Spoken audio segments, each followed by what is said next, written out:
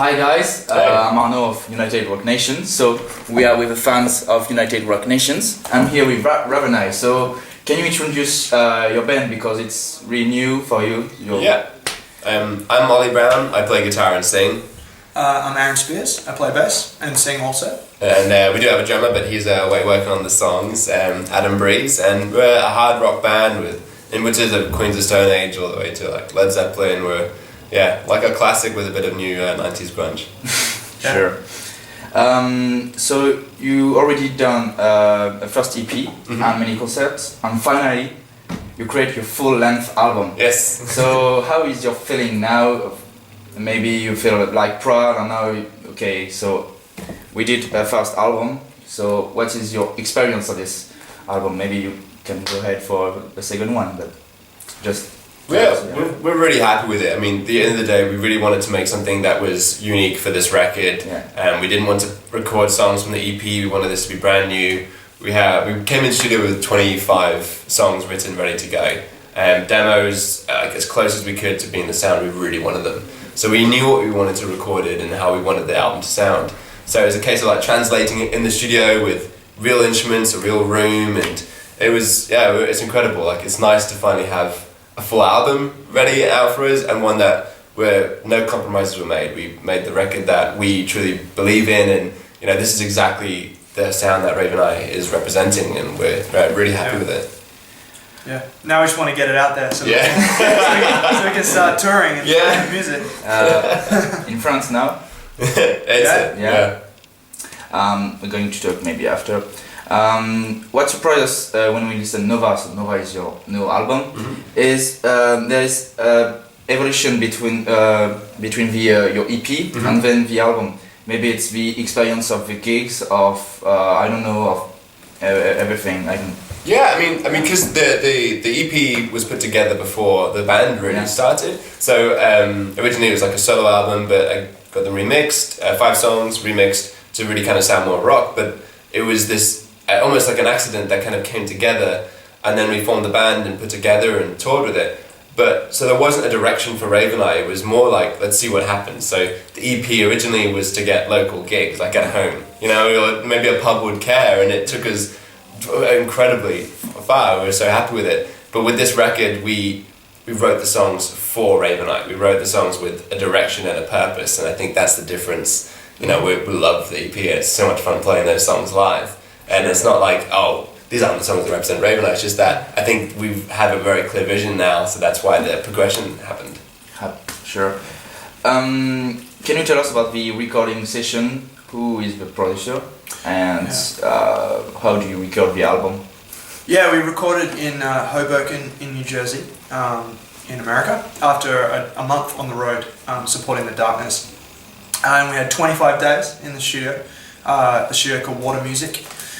Producer was Warren Riker. He produced the EP, so he knew exactly what we were going for. He sort of knew the songs as well as we did.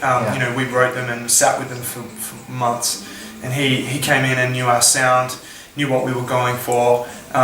He cared. Yeah, he really cared. It was the third writer of the songs. It was amazing, and the studio was great because we were able to live there. So we would record all day long. We'd get up at noon, have a coffee, work all day until 4 a.m. in the morning, and go to bed. Get up the next day, do it all again.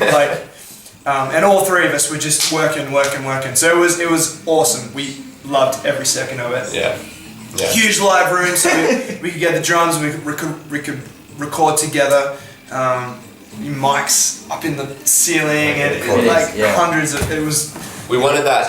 Awesome. We wanted the sound to be like the 3 of us all in a room playing together, and really to keep it organic, keep it natural, not loads of overdubs of this cool sound effect here, this cool sound effect here. Like our favorite albums are the albums that just sound real and just sound like the band going for it.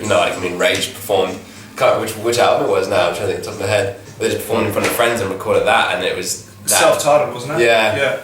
And that's the thing. That's what we really wanted. Our favorite albums aren't the ones that are overproduced or overthought about. T-Rex recorded an album in 2 days. The real ones we really wanted to kind of captivate that sound. But it kind of you didn't sleep. Nope. No, no sleep at all. Well, sleep. But I think maybe Coffee. it kind of relates to what you sort of said earlier, because we've been touring for 2 years. You know, we sort of have the sound developed from the EP through us playing together a lot and touring and doing heaps of gigs. So we're able to go into a studio and pull off these songs and have that group sound. Yeah. So we loved it. We loved every second.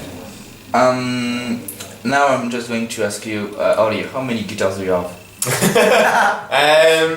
I think I have maybe 9. 9 guitars, and I play not on tour, but I play pretty much all of them. Because on the album we hear a lot of sounds, guitar sounds, different guitar sounds. Maybe it's your effects that you use, but we're not sure. We think maybe you play different guitars. So is that true? Yeah. So in the studio, I used a variety of guitars. And then we were on the tour. So we were at Tour America. So I only had I had a Hofner very thin and a Telecaster from a guy in Canada called Handtone guitars. It's a wicked guitar.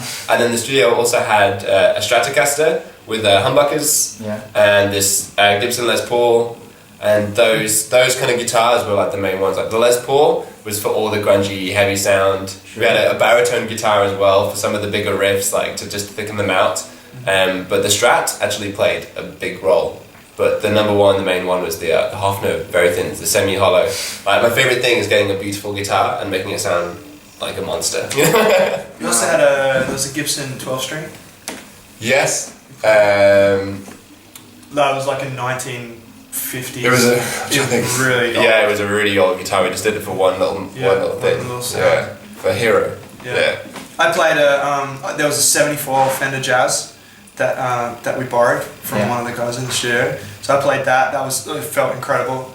And my number one bass, which is a Union bass guitar from a friend of mine, Dave, who in Australia, who makes guitars and amps and stuff. Sure.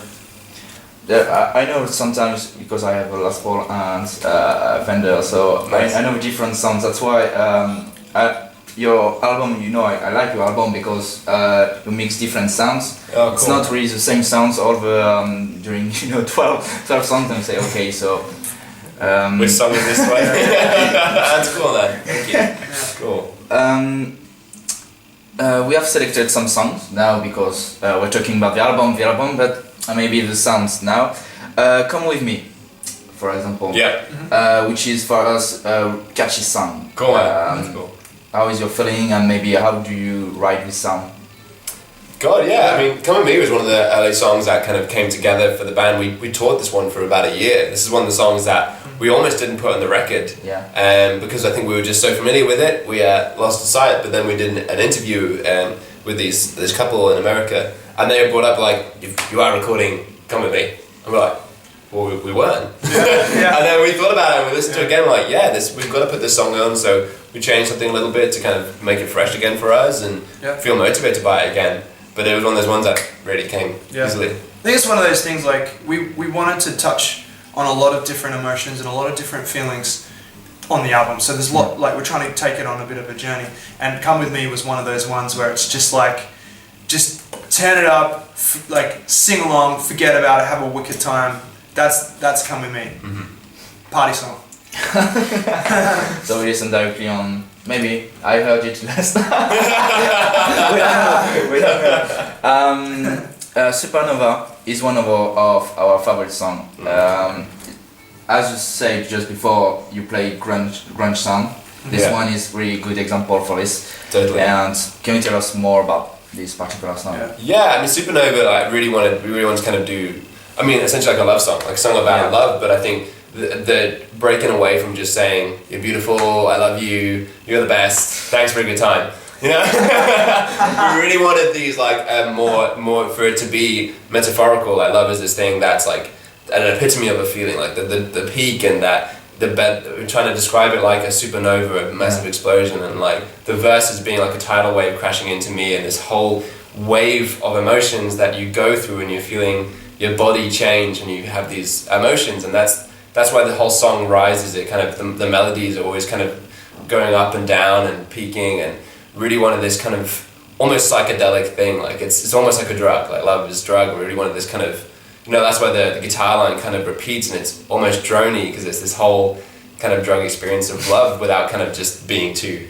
We're not a pop band. We're not going to write like a very clear love song. We really wanted to kind of take love as this whole different entity and make it into a kind of a grunge song. Then Eternity. For us, it's for you maybe it's a beautiful song because now a lot of bands do the acoustic part first and then the guitar part, to be more epic. Yeah. I think that's why you wanted to wrote that song, maybe to. Yeah, I don't know.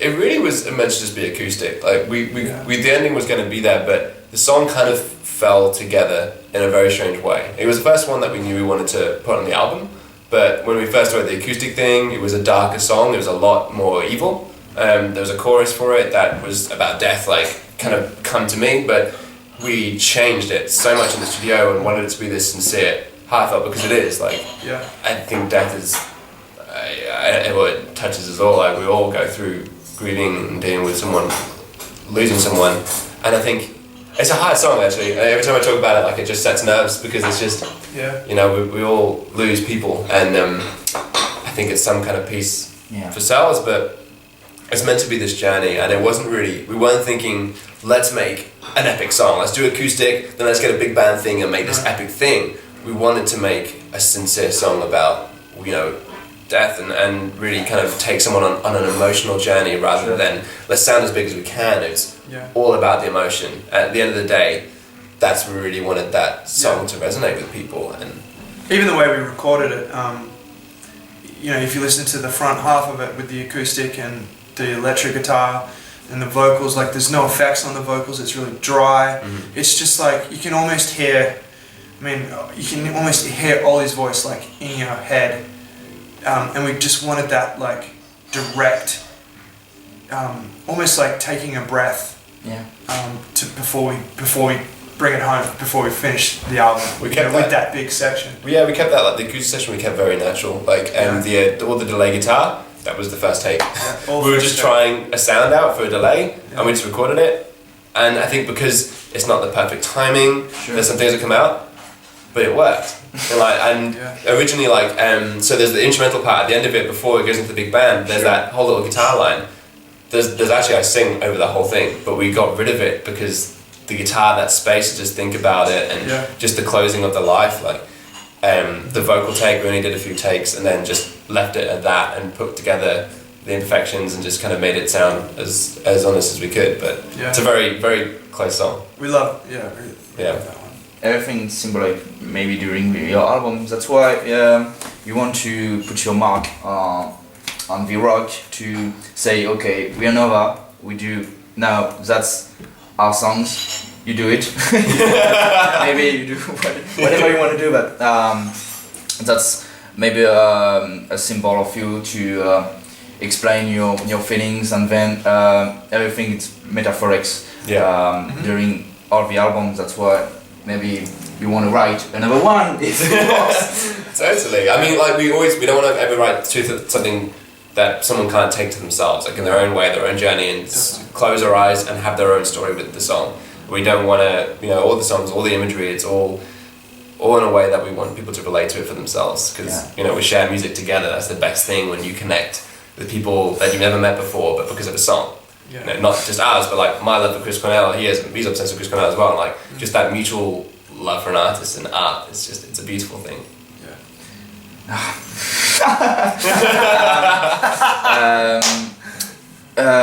All the songs have been recorded before the Summer Festival tour, right? And did you play new songs since this event? Well, we played. There are 3 songs on Nova that we've been playing for over a year. And then we've Hate, Come With Me is 4. Wanna Feel You, Come With Me, Hate, and Oh My Love. Oh My Love. We played those ones for about a year. And Hero we've been playing all of this year, so we played that in America. But yeah, no, I mean, it's going to be great when we can finally release the album because we can play all the songs. Yeah. And people can hear them. Like we were touring, doing UK headline tours with an EP and then playing all these songs that no one's ever heard, and it's like, So I felt like surprised. But how was the feeling maybe of the fans when they heard your song? Maybe just during the 3 seconds, say, well, what is it? That a new sound? So well, I think that's why we, with our live show, we're so energetic, and it's such a we worked really hard on getting the show to just be bam, so that even though we're playing new songs, people are still like, this is awesome. You know, so there's not that thing. We're climbing shit, like it's all over the place, and that's the thing. Like we love that. Like when it's a live gig, my favorite shows are when the band's just going for it. It's this big show. I don't want to watch a band stand and play their instruments. Sure. I can play the CD. I'm fine. When I see a live show, I want to see a performance, and that's something we always, we'll always do. We'll climb whenever we can and get in people's faces, and I'll get in the shoulders. It's great. It's beautiful. It's good fun, yeah. And now you would go on tour with Zodiac. Yes. Which is, I think it's not alone. Zodiac, I don't know. And Honeymoon Disease. That's right. Yeah. What can we expect for us? Like firework. Pyrotechnics. It's gonna be great because we're playing new songs from the album. So we get to play those like inside. We've been working hard on. It's gonna be such a fun tune to play live because it's just so many riffs and craziness, and it's gonna be intense. I think because there's really good bands, Honeymoon Disease and Zodiac. There's this kind of positive encouragement from everyone. So everyone's gonna be stepping up their game because every band in their own individual right is amazing. So we're all gonna be encouraging each other, and it's gonna be this. I can't wait. Like 40 minutes because we get 40 minutes and we're gonna go hard every night. So it's gonna be good. 40 minutes to 200%. Yeah, absolutely, always. Absolutely. First few gigs, it gets a bit hard. Like next day, like shit. Maybe I should take it easy. But then, like once you're over the bump, then all of a sudden, we're all over the place. It's great. You don't ache anymore. Your neck doesn't hurt anymore. Everything's fine. But then tomorrow, everything's going that good. So thank you guys. Thank you, man. And I hope to see you soon, maybe in Paris or in France. First tour, October the 3rd. October the 3rd. And your album will be released the 23rd of September. Right. If anyone wants to get in touch with us, we're on socials. We do Facebook, Twitter, Instagram. Get in touch with us. You're going to be speaking with us. Visit card. Absolutely. Do it. Hi, I'm Ollie. Hey, I'm Aaron. And we're RAVENEYE, and you are watching United Rock Nations.